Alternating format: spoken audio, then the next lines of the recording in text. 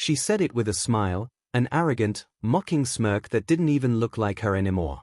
At least Mom's new husband isn't a poor loser like you. The sound of silverware froze midair. Her voice, too sharp, too loud, too rehearsed, cut through the quiet of my kitchen like a serrated blade. At the far end of the table, my ex-wife swirled her wine with smug satisfaction, as if she hadn't fed those exact words to our daughter just days earlier. I didn't reply. I chewed slowly, swallowed hard, then reached for my water like a man trying to hide that he had just been gutted in front of the only two people he once called family. That's when the real silence began. Not the awkward kind that lingers in the air, that passes. This was deeper. It started inside me.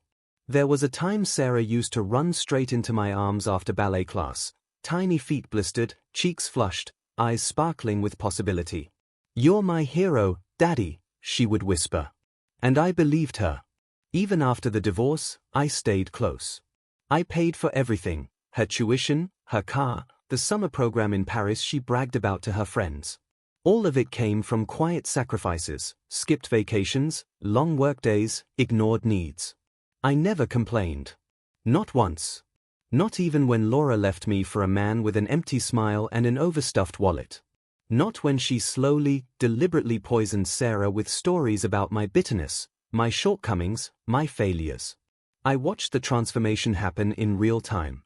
One comment at a time. And I lost her. Still, I held on to hope that one day Sarah would see through the lies. But that dinner changed everything. That night, hope died. Not with shouting, not with slammed doors. It died in indifference, in silence. The betrayal wasn't loud or dramatic. It was quiet. It showed up in the way Sarah stopped hugging me, in the way she rolled her eyes when I asked about school, in the casual way she started calling her mother's new husband Dad, right in front of me. But the knife twisted deepest when I saw the tuition receipt, not paid by me, but by him. Somewhere along the way, she had removed me from the financial portal. They had cut me out, but not my money. That's when everything shifted. That's when I stopped hoping. Stopped waiting to be acknowledged. They mistook my silence for surrender.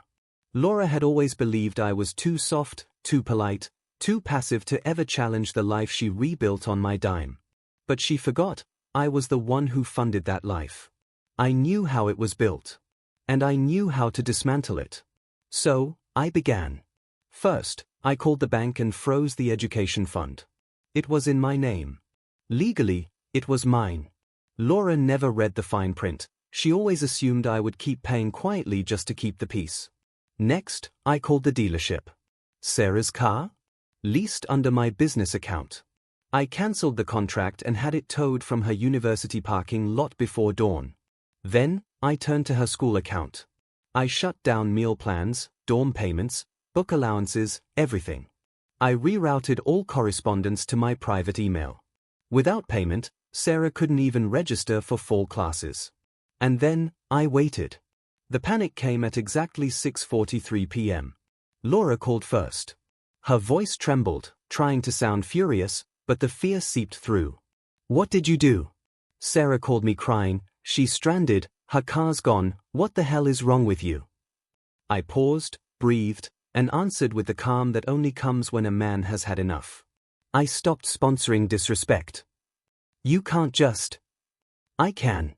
I did. And I'll do it again if you keep pushing." Her silence was exquisite. "You're punishing your daughter." "No. I'm teaching her that actions have consequences, just like yours did." She hung up. I smiled, for the first time in months. 2 days later, Sarah appeared at my door.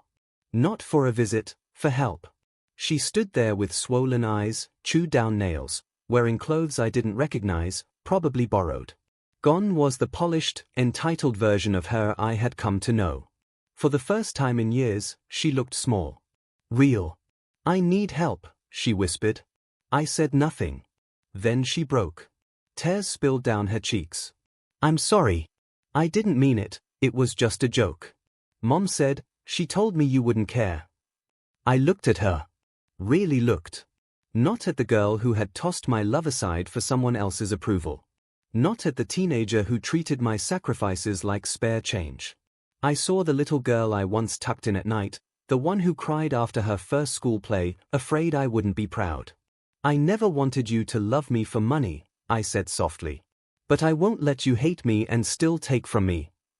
I don't hate you, she sobbed. I was stupid. I just wanted to fit in. I didn't mean what I said at dinner.